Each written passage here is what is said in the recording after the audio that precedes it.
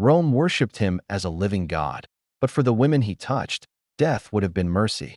To understand why these moments became Rome's deepest shame, the world around them must be seen as it truly was: polished marble balanced over a pit of fear. An empire swollen with triumphs pretended to stand unshaken. Senators wore pride like armor, though every man in the forum felt the ground shifting beneath his feet. The streets glowed with torches, festivals, and performances meant to reassure the public that the gods still favored them. But behind the palace walls, shadows moved with a different rhythm: faster, hungrier, unbound by law or reason. Caligula called it renewal. Rome whispered decay. Families who once stood tall now bowed their heads, terrified of catching the emperor's eye. A single misstep, a wrong word, a daughter too beautiful, a wife too loyal, and a household could be ruined before dawn. Mothers kept their daughters inside. Fathers avoided attention. And every night, the palace burned with a fever no physician could treat. Because behind the splendor lay centuries of ambition, cruelty, and silent complicity. Forces carved into Rome long before Caligula was ever born. And yet, this is only the beginning. They were not legends or martyrs, just women living in the wrong empire under the wrong ruler. The anchor, a noble woman in her mid-20s, carried centuries of Roman expectation in every controlled breath. Raised to protect her family's honor at any cost, she hid her fear behind the calm she had been trained to display since childhood. The innocent, barely 15, stepped into the palace wrapped in silk and trembling hope, unaware that her parents' pride was only a mask for terror. She should have been learning poetry, not how to survive a man who treated purity as prey. And the witness, an older servant hardened by years of palace life, moved through the corridors with the quiet certainty of someone who had seen too much.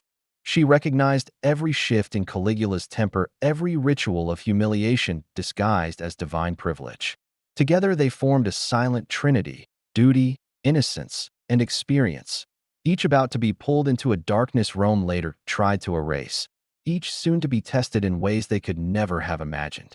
The first signs of danger crept in quietly, the way sickness spreads through a city long before anyone admits something is wrong. It began with midnight summons, short, clipped orders delivered by trembling messengers who refused to meet anyone's eyes. Servants whispered that Caligula no longer slept. He wandered the halls at night, choosing women the way gamblers choose dice. Doors that once stayed open began to close. Curtains were drawn. The palace, always alive with the noise of politics, shifted into a place where silence carried more terror than shouting. Fear moved outward from the emperor's chambers, reaching noble homes across the city. Senators boasted of loyalty in public, but in private they watched their wives and daughters with the dread of men guarding treasures already marked. Some tried to keep their families hidden. Others, desperate for favor, offered them willingly, telling themselves it was better to sacrifice one life than doom an entire lineage. Pride twisted into obedience. Morality bent beneath imperial pressure. Rome, a city that loved to pretend it governed by law, bent instead to a single man's appetite. Inside the palace, humiliation took on ritualistic form.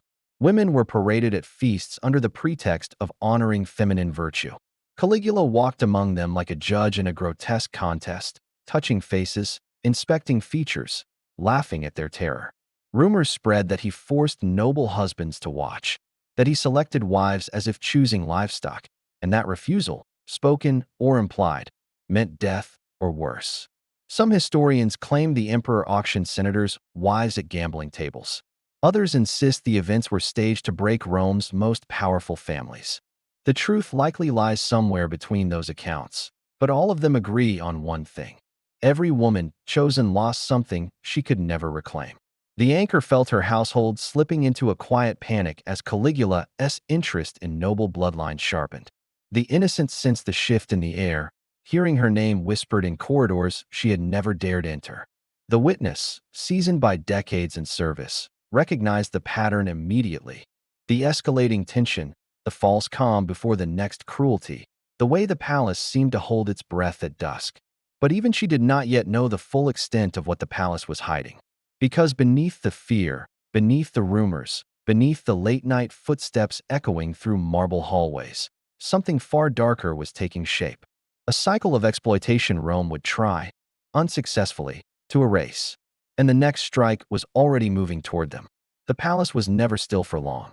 Every time the women thought they understood the extent of Caligula's cruelty, another truth surfaced, sharper, stranger, more unnerving than the last. The first twist arrived at a banquet meant to honor military victories that never actually happened. The emperor demanded that every noblewoman attend, dressed not in the garments of their status, but in thin, humiliating fabrics designed to expose their vulnerability before an audience of drunken elites.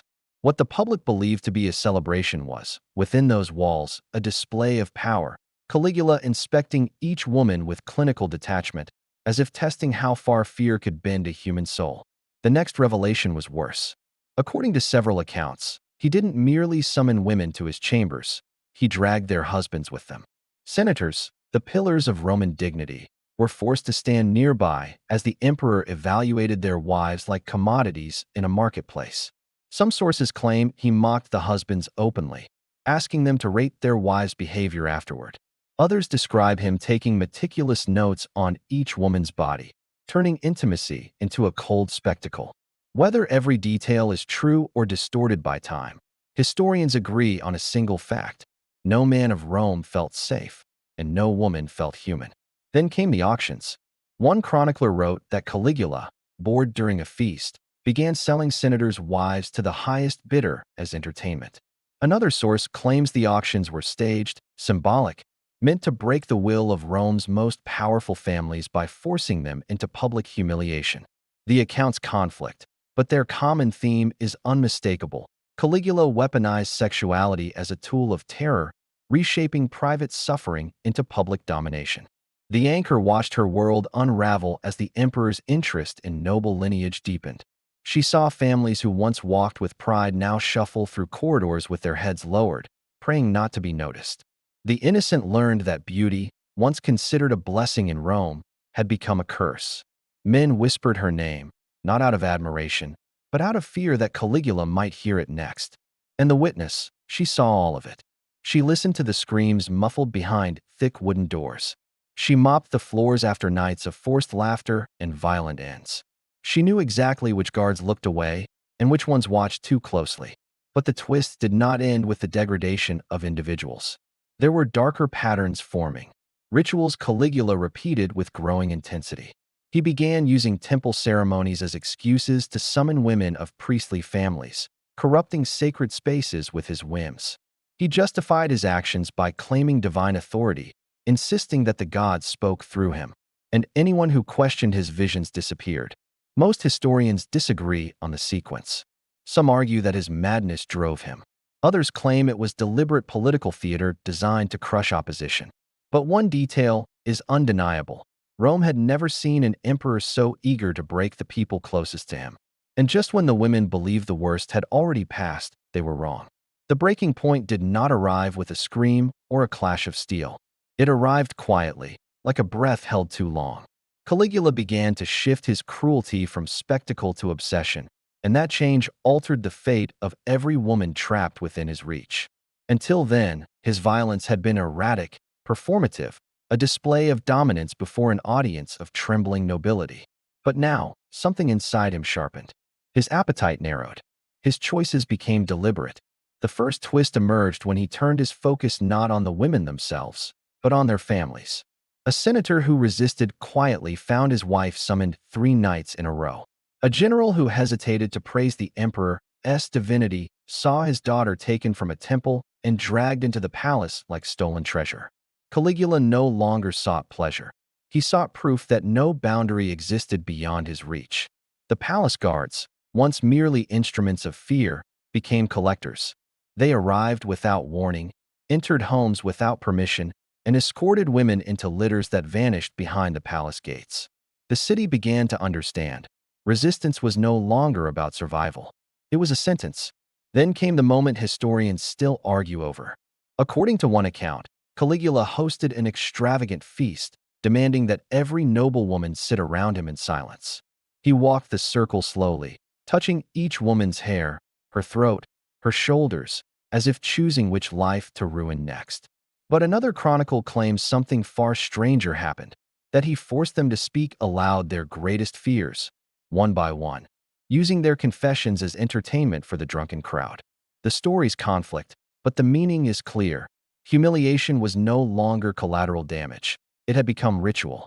Another soft twist arrived in the emperor's private theater, a hidden room described in only a handful of surviving texts.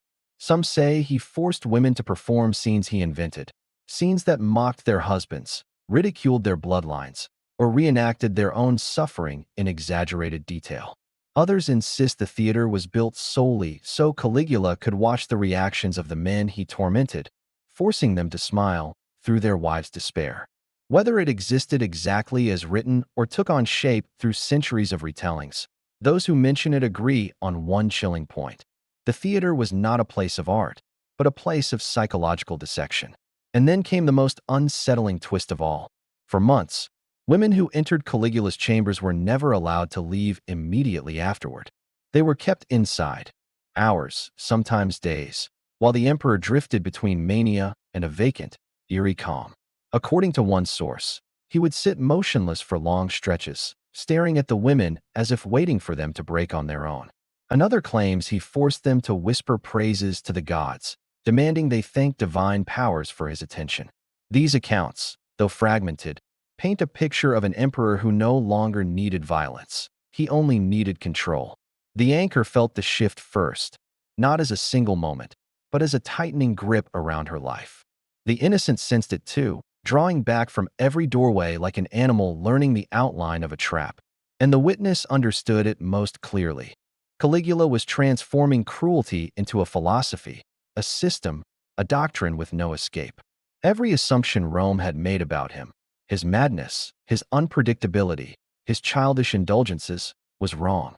The real danger was not his chaos. It was his certainty. And just when the women believed the emperor's attention could not grow any darker, he found a new way to break them. Night settled over Rome like a shroud, thick and unmoving, and the palace absorbed it as if it were built from the darkness itself. This was the hour when even the bravest souls avoided the streets, when torches flickered low and the air tasted of smoke and fear. Inside the imperial residence, the walls seemed to tighten. Conversations shrank to whispers. Every footstep echoed like a warning. For the women trapped within, this was the hour when hope collapsed. The anchor felt it first. She stood in a chamber lit only by a single oil lamp, watching her hands tremble as she tried to steady her breath. Duty had always been her armor, her role as the steady center of her household, the one who kept everyone else from breaking. But here, in the empire's beating heart of cruelty, that armor cracked. She understood that the world she had been raised to protect was gone. Roman honor meant nothing here. Her family's name, once a shield, had become a lure. The innocent's night was colder. She sat on a marble bench deep within the palace, still wearing the gown chosen for her that evening. Thin, delicate, meant for display rather than warmth. She pulled her knees to her chest, listening to the faint murmurs coming from behind closed doors farther down the hall.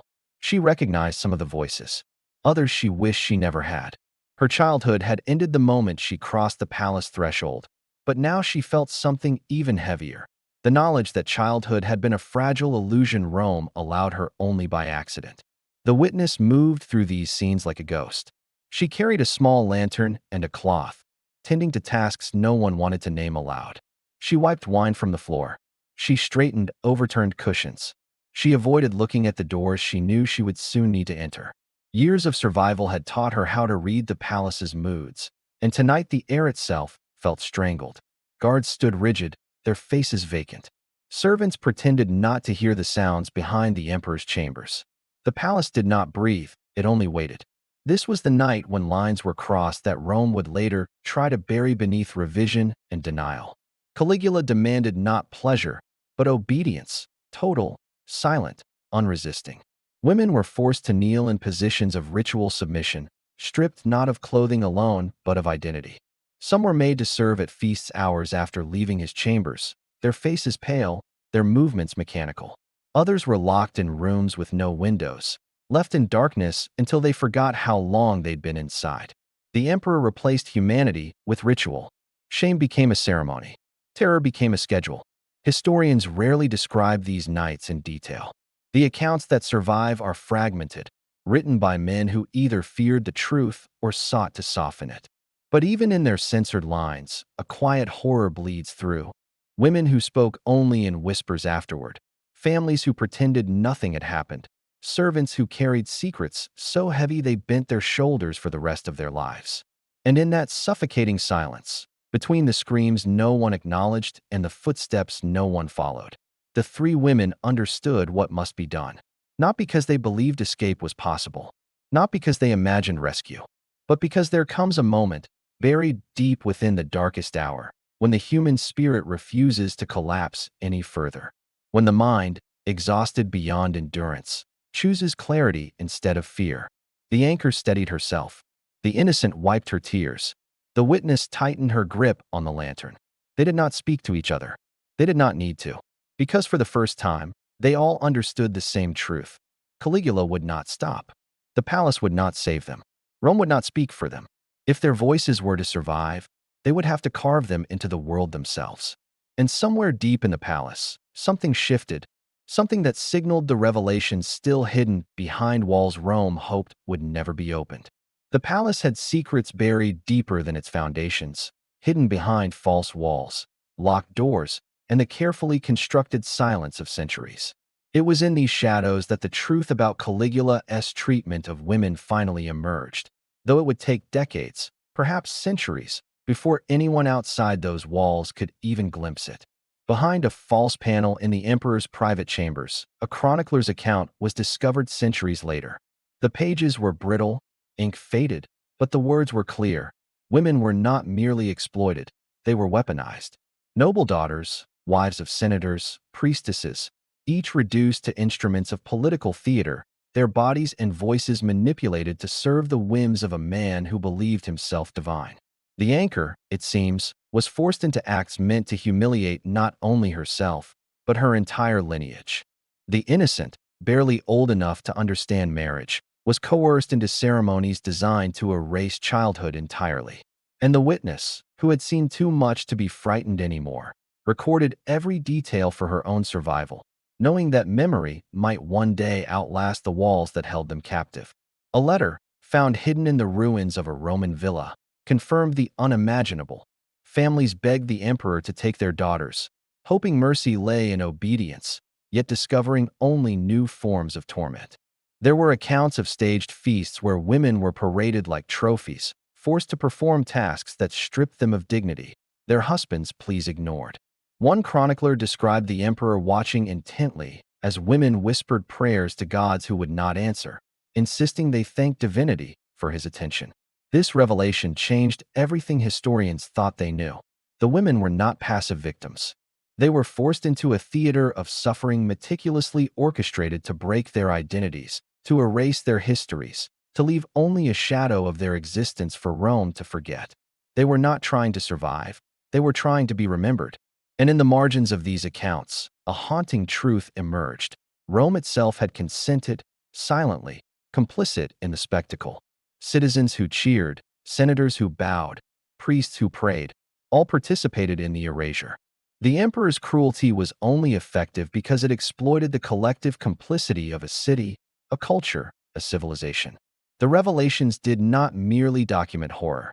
They illuminated the human cost, the moral contradictions, the fractures of pride, fear, and power that allowed one man to remake an empire according to his twisted desires. And in that rediscovery, centuries later, the voices of those women, anchor, innocent, witness, echoed through time.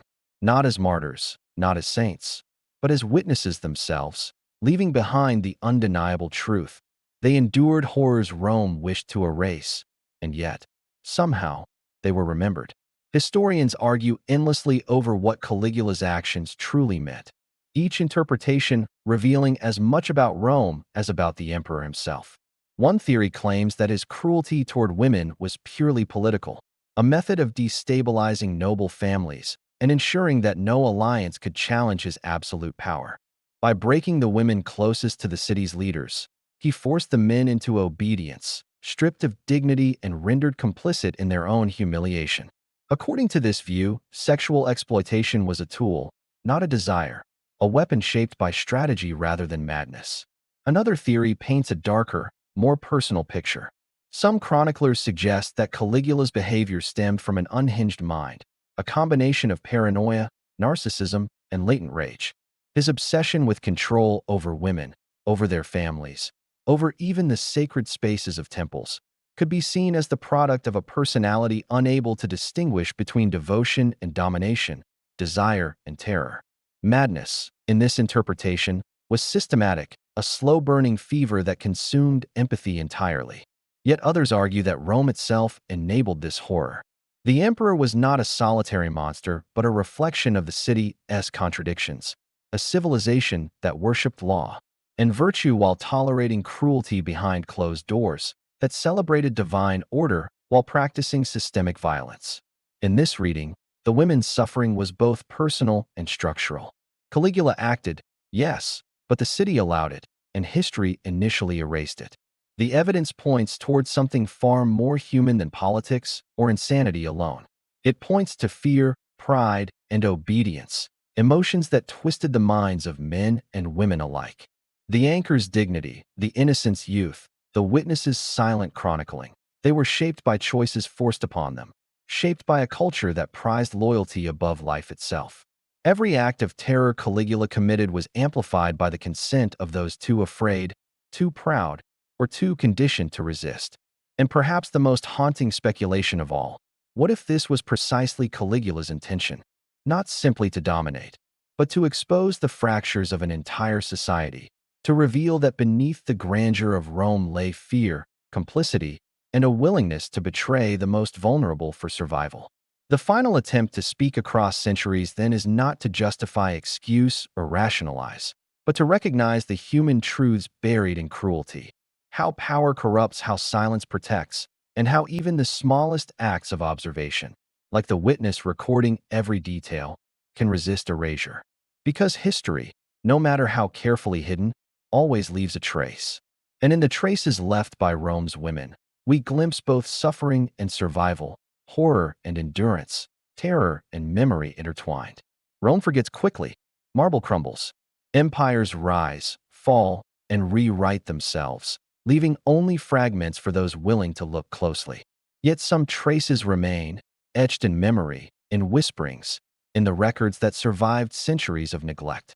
The women Caligula tormented, the anchor, the innocent, the witness, were erased from official histories, their names footnotes, their lives reduced to rumors and speculation. And yet, through those fragments, their suffering endures, a quiet echo that speaks across the ages. The anchor, who bore the weight of her family's honor, reminds us of the cost of pride in a world ruled by cruelty. The innocent, stolen from childhood and forced to perform obedience, reminds us that innocence alone offers no protection against power. And the witness, who survived to record what others sought to hide, reminds us that memory is a weapon and truth a form of resistance.